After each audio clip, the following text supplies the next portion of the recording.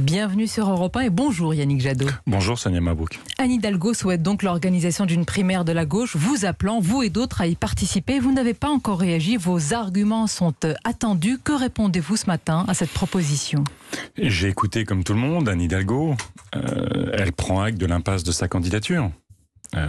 Sa difficulté à ce que les idées qu'elle porte perce dans l'opinion publique, à ce qu'il y ait une cohérence, une détermination, un espoir pour transformer la société et gagner la présidentielle de 2022. Voilà, après, il y a une volonté de sortir de l'impasse par une idée surprise, comme la personne qui présentait le journal vient de l'indiquer. En tout cas, c'est pas le choix des écologistes. Le choix des écologistes, c'est justement de rassembler très largement, nous le disons depuis longtemps, de rassembler très largement autour d'idées fortes, l'écologie, qui doit aujourd'hui s'imposer dans cette campagne présidentielle, s'imposer à l'élection présidentielle pour qu'enfin on fasse face au défi du climat, de la biodiversité, qu'on reconstruise de la justice sociale dans notre pays, qu'on remette de la démocratie Jadot. Ce matin, vous le dites, quoi qu'il arrive, quoi qu'il en coûte à la gauche, vous ne participerez pas à une primaire de la gauche. Non. Quoi qu'il arrive, vous ne changerez pas d'avis. Je ne participerai pas à une primaire de la gauche parce que l'élection, c'est dans 4 mois et demi. Qu'il faut être un peu sérieux. Vous savez, moi j'ai rassemblé toute la gauche et les écologistes au printemps pour travailler un socle commun. Et je l'ai toujours dit, ce socle commun, aujourd'hui, et tout le monde le reconnaît, il doit se faire autour de l'écologie. Les écologistes ont fait une primaire. Mais vous n'avez pas le monopole de l'écologie. Jean-Luc Mélenchon pourrait vous dire, regardez mon programme, l'écologie a une bonne place. Écoutez, nous, très clairement, en fixant la France sur l'objectif de l'accord de Paris, maximum 1,5 degré de réchauffement, en luttant contre l'effondrement du vivant, la destruction de la nature, nous créons la perspective d'une réindustrialisation dans notre pays, d'une relocalisation de l'économie et d'un renforcement du haut de services publics. Du haut de vos 7% dans les sondages, est-ce que vous estimez Sonia Mabrouk, à chaque élection, les sondeurs se plantent totalement. À chaque élection, depuis des années, ils se plantent totalement. À l'élection européenne, le matin même, ils me mettaient au moins 5 points en dessous du résultat que j'ai fait. Vous avez vu ces dernières semaines. Il y a encore quelques semaines, c'était forcément Marine Le Pen au second tour. Et puis, Zemmour au second tour. Et puis cette semaine, c'est Valérie Pécresse qui gagne 10 points en quelques jours. Tout ça n'est pas sérieux. Ce n'est pas sérieux. Tout ça n'est pas sérieux. Il faut arrêter de prendre les sondeurs pour les animateurs du débat politique. Alors restons sur le fond. La campagne ne fait que démarrer. Ma conviction, ma détermination, c'est que ce qui préoccupe profondément les Françaises et les Français, leur pouvoir d'achat, l'emploi, l'économie, évidemment le climat, la santé et la nature, est définitivement fermée, seront au cœur du débat de cette présidentielle, et les Françaises et les Français comprendront que l'écologie, telle qu'elle est aujourd'hui, sociale, républicaine, innovante, est une réponse qui peut gagner et remporter l'élection présidentielle. Puisque vous êtes avec nous jusqu'à 9h, nous allons détailler vos propositions, mais est-ce que ce matin, vous nous dites que la porte est définitivement fermée pour vous à une candidature unique de la gauche? Mais pas du tout. Mais alors comment y arriver? Mais vous voyez bien qu'il y a un constat d'échec de la candidature socialiste. Je pense que le Parti socialiste, qui est un grand parti dans l'histoire de notre pays, de conquête sociale, de conquête démocratique, aujourd'hui a prouvé, y compris avec le quinquennat Hollande, beaucoup de limites sur le social, sur l'écologie, sur la démocratie. C'est la candidature Anne Hidalgo. Moi, je m'adresse aux électeurs et aux électrices socialistes. Je m'adresse à l'ensemble des progressistes et des humanistes. Qu'on ferme les yeux quelques secondes, qu'on oublie les partis politiques, et je comprends la loyauté aux partis politiques, je suis loyal à mon parti politique, et qu'on se dise aujourd'hui quel est le programme, quelle est la dynamique qui peut gagner cette élection présidentielle, quel est le logiciel qui aujourd'hui reprend... Non, attendez, je finis. Monsieur Jadot, vous n'êtes pas le candidat naturel de la gauche aujourd'hui. Qui reprend les principes et les valeurs. Liberté, égalité, fraternité, l'émancipation, la justice sociale, en ajoutant les enjeux essentiels de l'écologie. C'est le programme que je porte. Donc moi, j'appelle ces électrices et ces électeurs à nous rejoindre, à créer la dynamique pour gagner l'élection présidentielle, parce qu'il n'y a pas de résignation à avoir. Attendez, il n'y a pas d'échec à anticiper. C'est la victoire. C'est la victoire qu'on doit construire. Jadot, vous vous interrogez sur la cohérence d'Anne Hidalgo, qui n'a cessé de répéter depuis des semaines, et encore d'ailleurs hier matin, qu'elle n'était pas favorable à une primaire populaire, avant de se dédire donc hier aux 20h de TF1. Qu'est-ce qui s'est passé?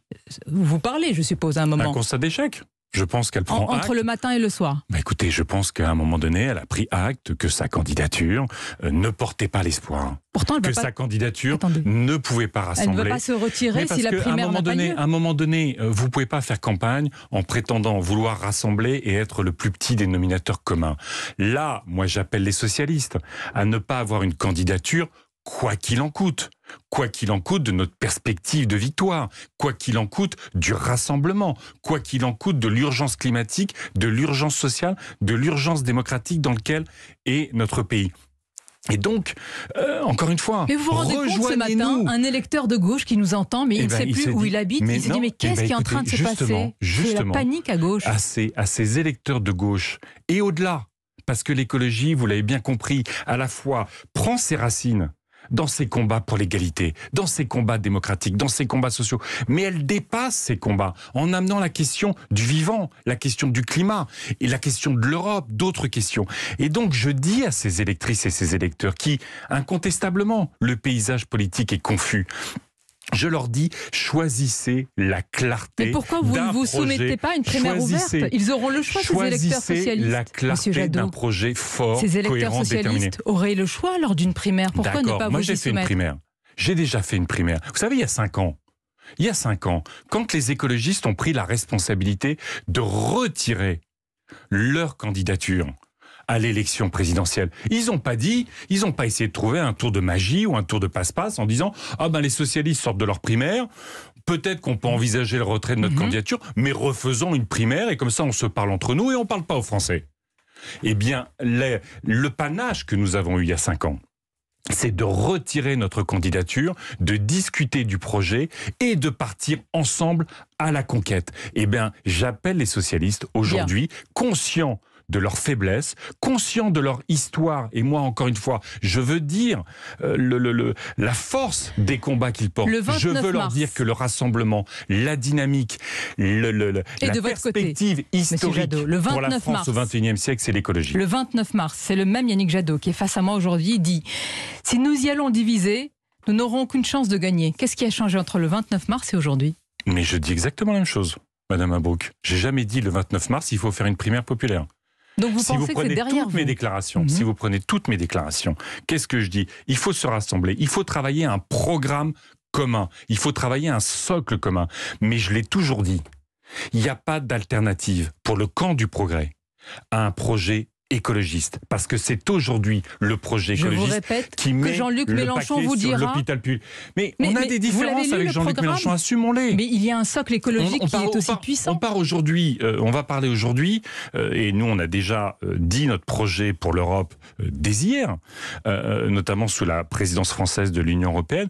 On n'a pas le même rapport à l'Europe avec Jean-Luc Mélenchon. Et bien qu'on émette ou qu'on débatte de ces idées-là lors d'une présidentielle, c'est plutôt simple pour la démocratie. On n'a pas la même relation, il ne vous a pas échappé, à la Chine et à la Russie. Moi, je pense que quand je défends la démocratie dans mon pays, je défends les mêmes valeurs pour la Russie et la Chine. On a des différences, on a aussi des points de convergence sur l'ambition d'une planification écologique, sur la souveraineté, ce que ne défend pas le président de la République. Mais ce que je sais aujourd'hui, et je le répète, on peut gagner cette élection présidentielle. Il y a une personnalité que vous n'avez pas encore citée. Rien n'est joué à la mi-décembre. Et le projet en dynamique, la force politique propulsive dans le camp du progrès, aujourd'hui c'est l'écologie politique. Et si c'était fait pour permettre un atterrissage à Christiane Taubira? Écoutez, là, on est dans la politique fiction. Ah bon, vous en êtes sûr? Elle n'est pas en embuscade? En tout cas, moi, j'en sais rien.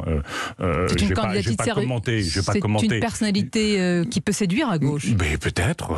Elle a incontestablement un parcours. Mais je le répète, pour nous, c'est une candidature écologiste qu'il faut à l'élection présidentielle. Donc ce matin, vous ne changerez pas d'avis dans quelques mois. Vous nous dites non à la primaire. Non. Franchement, attention. On a déjà, faut faire attention dans le cercle des militantes et des militants. Encore une fois, j'entends et je comprends et je partage cette aspiration au rassemblement. Mais le rassemblement ne peut pas se faire simplement sur des accords d'appareil. Il doit se faire sur un projet, il doit se faire sur une ambition, il doit se faire la sur vôtre. Comment. La vôtre. Vous ne parlez que de votre ambition. Bien sûr. Et pourquoi vous déniez aux autres candidats leur ambition? Mais je parle de l'ambition, mais je dénie pas. Monsieur Jadot, quand on additionne tous les candidats de gauche, de Poutou à vous, en passant par Jean-Luc Mélenchon, on arrive à un bloc de 24%. Vous revenez pas sur ça. Est-ce qu'il y a une semaine, vous auriez dit à votre micro que Madame Pécresse... Je ne suis pas Madame Irma, je vois les sondages aujourd'hui. Que Madame Pécresse aurait gagné 10 points en une semaine. C'est l'effet primaire que vous n'avez pas eu. Pourquoi vous n'avez pas eu cet effet waouh ? Attendez le débat. Vous savez, on n'est même pas à la mi-décembre. Les Françaises et les Français, vous le savez, ne sont pas encore dans l'élection présidentielle. Les Françaises et les Français attendent des réponses concrètes. Qu'est-ce qu'on fait de notre hôpital public ? Vous êtes dans le déni, monsieur Jadot ? Pas du tout, au contraire. Je suis dans la réalité des préoccupations des Françaises et des Français. Qu'est-ce qu'ils attendent aujourd'hui ? Quand ils emmènent leurs enfants qui a une bronchiolite à l'hôpital, ils attendent qu'il y ait un médecin et une infirmière. Je discutais avec des médecins de Necker. Pour celles et ceux qui nous écoutent, Necker, c'est un peu la Rolls-Royce de l'hôpital pour enfants. Aujourd'hui, vous avez des enfants qui sont sur des brancards parce qu'ils ont des bronchiolites, qu'il n'y a pas assez d'infirmières, il n'y a pas assez de médecins pour les soigner. Pourquoi la gauche n'est pas... Mais attendez le débat présidentiel. Attendez. Ce que je veux dire, c'est que les Françaises et les Français aujourd'hui sont très inquiets. Ils sont dans l'angoisse. Et vous avez la droite, l'extrême droite, qui font de ces peurs, de ces angoisses, des paniques identitaires, une grande part qui de cherchent des boucs émissaires. De gauche va aller chez Emmanuel Macron. Est-ce qu'il n'est pas le candidat de gauche utile ? Attendez, non, ça, il n'est pas de gauche. Pourquoi ? Mais écoutez, là, Emmanuel Macron, regardez ce qu'il fait sur la... Il n'y a pas des électeurs de gauche séduits par Emmanuel Macron ? Quand vous êtes de gauche aujourd'hui, vous acceptez qu'on fasse rien pour les étudiants qui font des files d'attente pour aller à la soupe populaire. Vous acceptez que celles et ceux qui sont au chômage, qui ont les plus petites indemnités chômage, voient encore leurs indemnités chômage réduites. Quand vous êtes en souffrance parce que votre vie de travail a été une vie aussi de pénibilité, parce que c'était dur, on va vous dire vous allez faire la retraite jusqu'à 64, 65, 67 ans. Quand vous êtes de gauche, vous n'acceptez pas les discriminations qui sont là tous les jours. Et puis surtout, aujourd'hui, quand vous êtes de gauche, vous savez que l'impératif climatique, l'impératif de la biodiversité doivent être au cœur de la reconquête économique. Vous m'avez cité tous les sujets, sauf la souveraineté, la sécurité, l'identité. Est-ce que vous estimez que ce sont des sujets mineurs ? Mais la souveraineté, au contraire. La souveraineté, au contraire, Madame Mabrouk. Je me bats contre ce gouvernement. Emmanuel Macron va nous parler de souveraineté aujourd'hui. Ce gouvernement, Emmanuel Macron, combatte à Bruxelles. Et Bruno Le Maire, à chaque fois qu'il est interrogé sur ce sujet, ment. Ils combattent à Bruxelles l'idée qu'on a des marchés publics européens qui favorisent des entreprises européennes. C'est inacceptable qu'on n'ait pas un Made in Europe.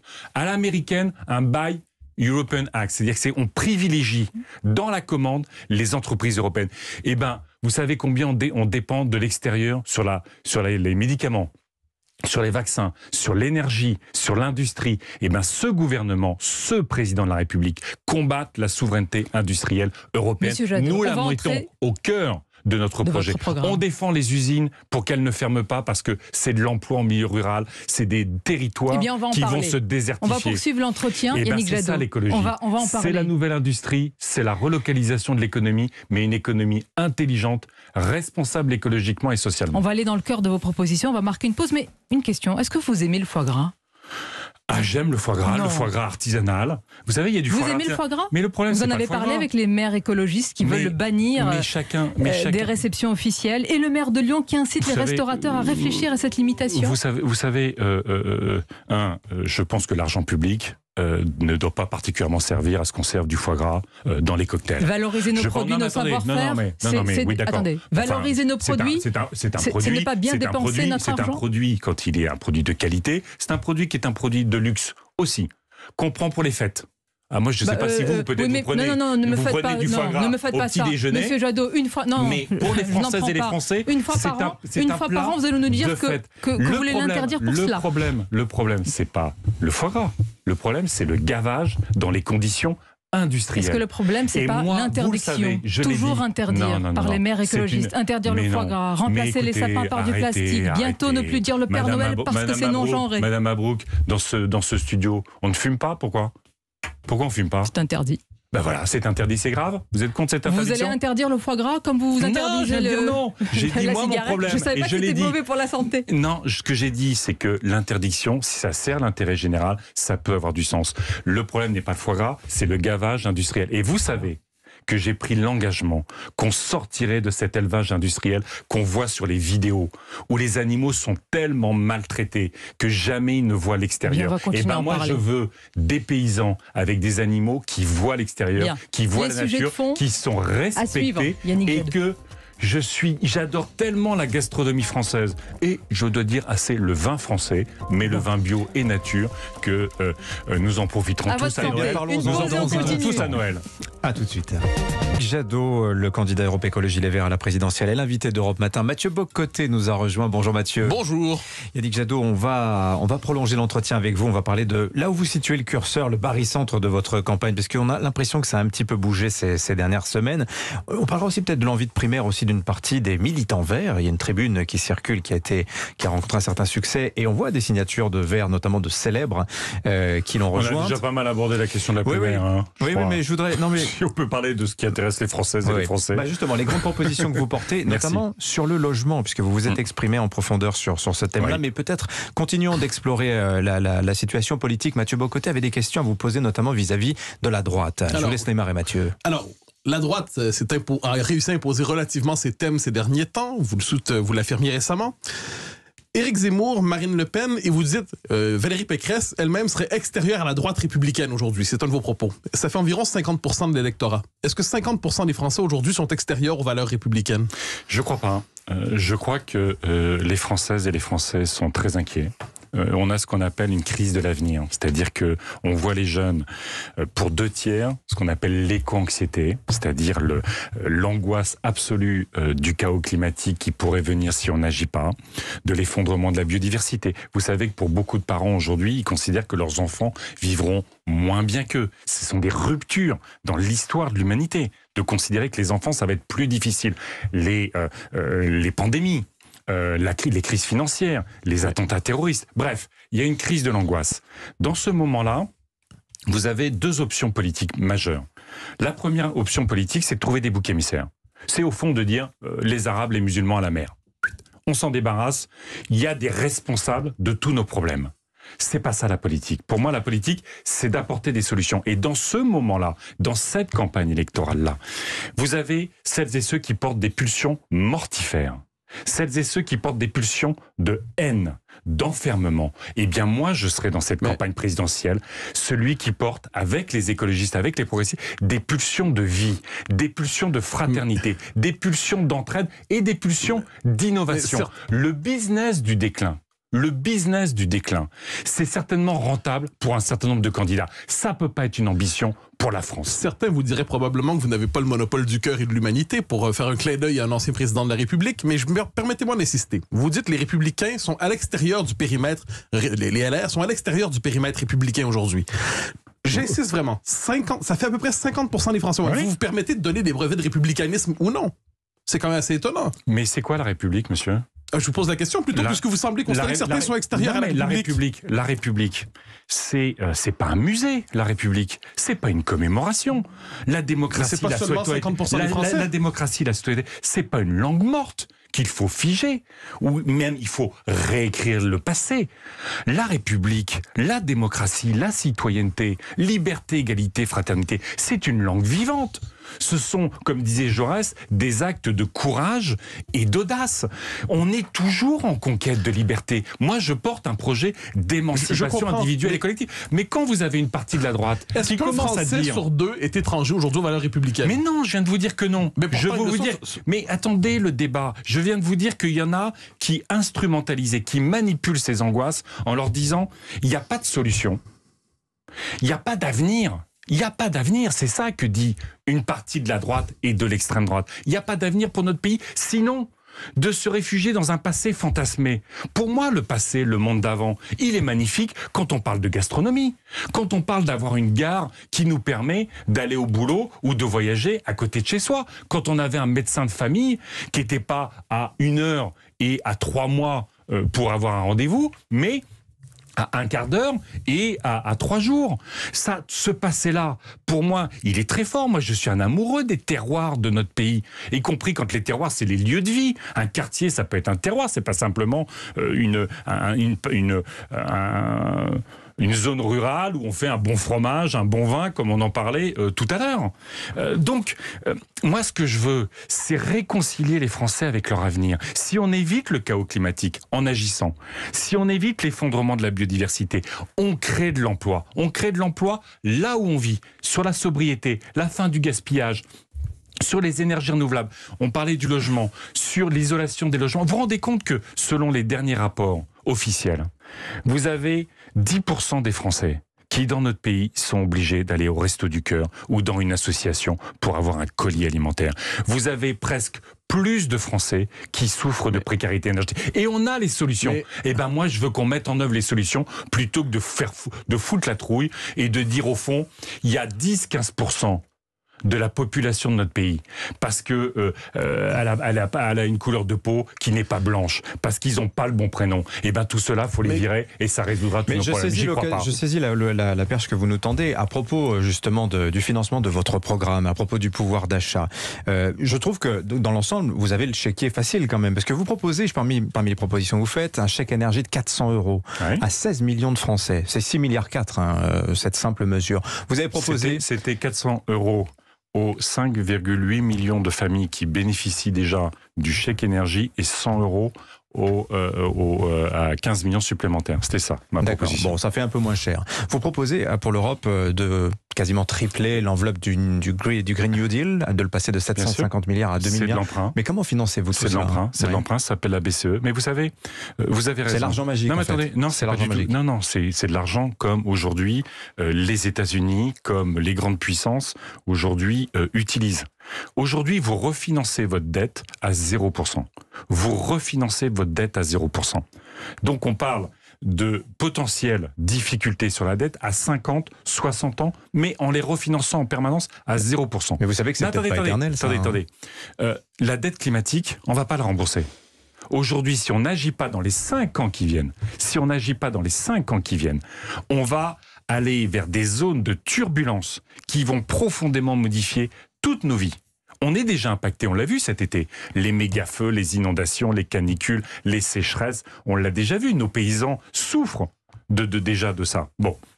Et on a un effondrement, ou en tout cas une sorte de nos services publics qui sont à bout de souffle. Reconnaissez qu'aujourd'hui l'urgence, c'est d'investir sur l'école, c'est pas de faire des économies, c'est d'investir sur l'hôpital, ça n'est pas de faire des économies, je le disais tout à l'heure. Dans nos hôpitaux en France, on a une infirmière, un infirmier pour 12 à 14 malades. Il nous faut réduire ce taux par 2. Parce que nous mettons en danger les malades et vous avez des infirmières et des infirmières qui n'en peuvent plus, Yannick Jadot, qui démissionnent. on va poursuivre sur ces sujets. Ce que je veux dire, c'est que c'est ça l'urgence. On ne va pas cramer sous le chaos climatique. On ne va pas avoir Zemmour parce qu'on aura détruit toutes les solidarités dans notre pays, simplement parce qu'on a la trouille de notre dette Yannick à Jadot, 50 à 60 ans. Les solidarités, c'est aussi la protection évidemment des femmes, de leurs droits et de leur intégrité. Votre campagne chez les Verts est bousculée par les révélations sur Nicolas Hulot.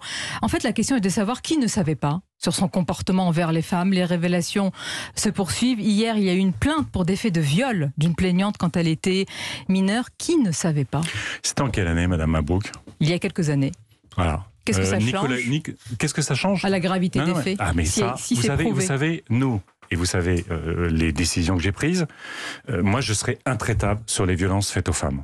Vous savez que mon projet, c'est 1 milliard d'euros pour faire en sorte qu'on ait une police et une justice spécialisée. Vous savez que 4 femmes sur 10 victimes de violences conjugales. Je sais, monsieur Hulot. Violences physiques ou ne savait pas sur le violences sexuelles. 4 femmes sur 10 ne trouvent pas un hébergement d'urgence pour se protéger. Donc c'est mettre les moyens sur ce sujet-là. Quand vous parlez de Nicolas Hulot à l'époque, quand il y a ce viol, il sort de France Inter. Les viols dont on parle, c'est l'animateur de TF1, avec PPDA. Qui ne savait pas? Mais écoutez, moi je pose la question aussi. Qui savait, qui ne savait pas? Je n'ai pas... Oui, vous savez que Nicolas Hulot... Vous êtes en train de dire que dans certains médias, on savait et on n'a pas dit? Ce que je veux dire, c'est que nous devons... Moi, je ne savais pas. Franchement, on savait, les rumeurs qui circulaient, c'était les infidélités, l'adultère, c'est sa vie privée. L'adultère, les infidélités, c'est entre personnes consentantes. Les viols, c'est inacceptable. Mais ce que je veux dire, c'est que des PPDA, des Nicolas Hulot, il y en a partout. Il y en a peut-être dans l'épicerie en bas de chez vous. Il y en a dans les chaînes de radio. Il y en a dans les partis politiques. Oui, mais à chacun de faire le ménage dans ce cas-là. Eh bien, écoutez, nous sommes le seul parti politique qui avons totalement libéré la parole des femmes. Elles s'expriment et c'est une extraordinaire avancée.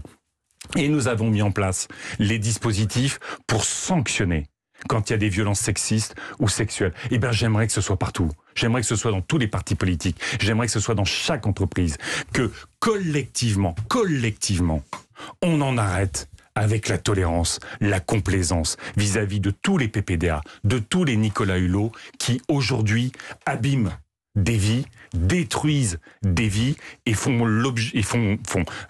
passent à l'acte sur des violences sexuelles qui sont parfaitement intolérables. Je l'ai dit, nous mettrons les moyens pour que nous sortions de... il y aura zéro impunité sur les violences sexuelles. Je précise que la justice doit trancher cela aussi, évidemment, au bout de Mais vous vous rendez compte, Madame Mabrouk, vous n'avez pas été choquée par les propos du président de la République quand il parle d'inquisition médiatique? J'allais vous poser la question juste après la pause. Je trouve ça profondément choquant. Décidément, que c'est une tribune dans le Monde hier. Décidément, Emmanuel Macron n'est pas du bon côté de l'histoire sur trop de sujets. Sur ce sujet-là, alors que vous avez des journalistes qui font un travail d'investigation, vous avez des femmes incroyablement courageuses qui, face caméra, racontent des viols ou des tentatives de viol, racontent leur souffrance.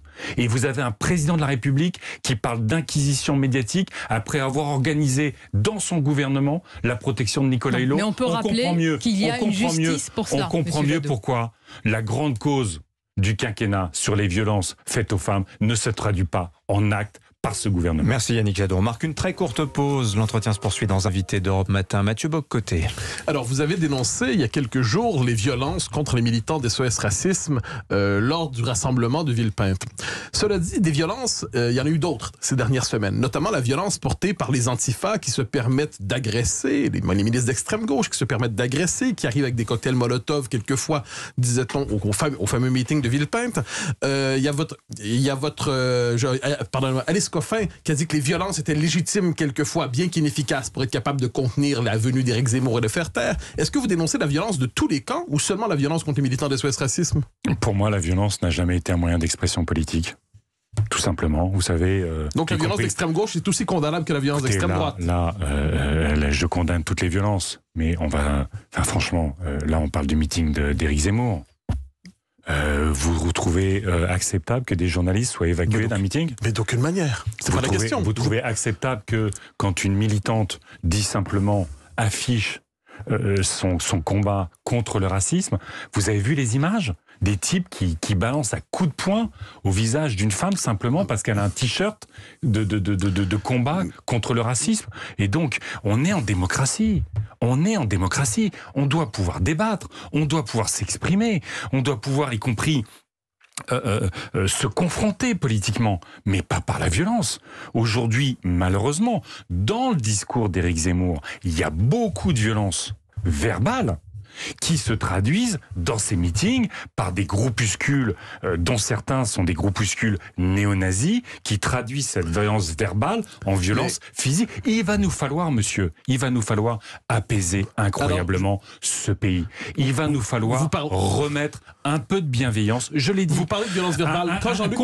Un concurrent politique, c'est pas un ennemi. Un concurrent politique, on doit pouvoir débattre argument contre argument. Aujourd'hui, le débat politique, c'est trop souvent de l'invective et de la disqualification de l'autre. Alors, quand Jean-Luc Mélenchon qualifie Éric Zemmour d'ennemi du genre humain, ça aussi, c'est de la violence verbale? Mais écoutez, moi, je commande pas. Et quand Éric Zemmour parle d'Emmanuel Macron comme d'un adolescent, quelqu'un qui n'est pas fini. Vous savez, la situation de notre pays est grave.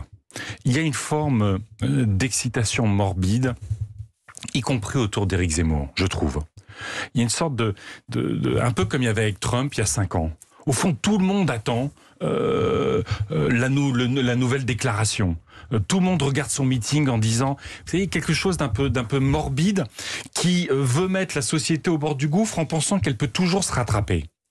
Aujourd'hui, quand je me bats pour l'hôpital, quand je me bats pour l'école, quand je dis que notre avenir peut être bienveillant pour nos enfants, que quand je me bats pour simplement qu'il y ait du bio dans les cantines, que nos anciens, les malades à l'hôpital, nos enfants mangent bien et qu'on combatte la malbouffe, l'obésité, quand je me bats pour que on rénove nos logements, pour que les familles, aujourd'hui il fait froid dans notre pays, vous avez des millions de familles qui n'ont pas mis le chauffage. Des enfants qui vont être malades parce qu'on n'a pas mis le chauffage. Quand je me bats et que je crée des emplois pour rénover les logements qui soient plus sains, plus confortables, et c'est l'ami du pouvoir d'achat des Françaises et des Français. Quand je me bats pour notre souveraineté, quand je me bats même, vous voyez, sur nos valeurs, franchement, le président de la République s'est rendu dans le Golfe.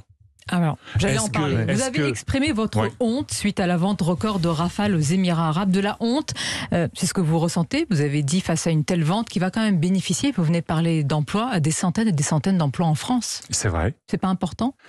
C'est important de créer de l'emploi en France. La question, c'est sur quoi on crée de l'emploi. Vous vous rendez compte que on vend des armes aujourd'hui à des dictatures. On vend des armes aux Émirats arabes unis. Vous savez qu'y compris en France, il y a des plaintes qui sont déposées pour crimes de guerre des Émirats arabes unis. Vous savez que c'est une enclave de la marine française en pleine mer du Golfe, accueillant une base navale essentielle aux projections de l'armée dans le monde arabe. Vous savez que l'Arabie saoudite est aussi accusée d'avoir utilisé des armes françaises pour bombarder des populations civiles. Vous savez que l'armée française, contre son gré, s'est rendu complice de bombardements de populations civiles en Égypte. Est-ce que notre stratégie pour la paix dans le monde, parce que la paix dans le monde et la paix dans le Golfe, c'est notre sécurité. Mais vous, président, pouvez-vous nous dire la liste des pays auxquels vous ne vendrez pas de Rafale ? Mais vous savez, c'est simple. La Russie, vous avez un traité international sur le commerce des armes. Vous avez ce qu'on appelle la position commune de l'Union européenne sur le commerce des armes. Qu'est-ce qu'elles disent ? Qu'est-ce qu'ils disent ces textes ? On ne vend pas des armes à des dictatures, y compris des dictatures impliquées dans des conflits. Vous vous rendez compte que là, aujourd'hui... Vous allez vendre à qui, en fait ? Vous n'allez plus vendre qu'aux voisins européens. La Russie, l'Inde sont loin d'être exemplaires en matière des droits de l'homme. Est-ce qu'on les exclut ? À force d'être complaisant vis-à-vis des dictatures, on perd des contrats avec l'Australie sur une démocratie pour gagner des contrats avec des dictatures. Vous vous rendez compte que quand même, dans cette région, c'est une poudrière. On le sait toutes et tous. Armés, et y compris, ils sont en train de s'équiper de centrales nucléaires pour faire des armes nucléaires. Armés des dictatures. Le président de la République a serré la main. C'est le premier grand dirigeant mondial à serrer la main de Mohammed Ben Salman, le prince héritier saoudien, qui a fait découper à la scie électrique un journaliste, Jamal Khashoggi. Mais qu'est-ce qu'on va faire ? Vous pensez qu'on serre la paix ? Vous pensez qu'on serre la paix, y compris qu'on serre la sécurité de la France ? Vous, président de la République, ce que vous feriez. On vend des armes. Moi, je suis pour une politique de défense européenne. Une politique de défense européenne. C'est là qu'il faut construire, y compris notre projection en matière d'industrie d'armement. Mais servir, surarmer une région qui est explosive. Vous pensez que s'il y a la guerre dans le Golfe, on va être épargné et qu'on pourra se dire, tiens, on a vendu des armes, ils les ont mal utilisées. Mais ça va être une déflagration absolue pour l'Europe. Et vous pensez que c'est nous, on ne vend pas nos armes, ils ne vont pas être armés quand même ? C'est peut-être cynique, mais c'est un marché. Oui, mais le cynisme, ça n'a jamais avancé les droits humains.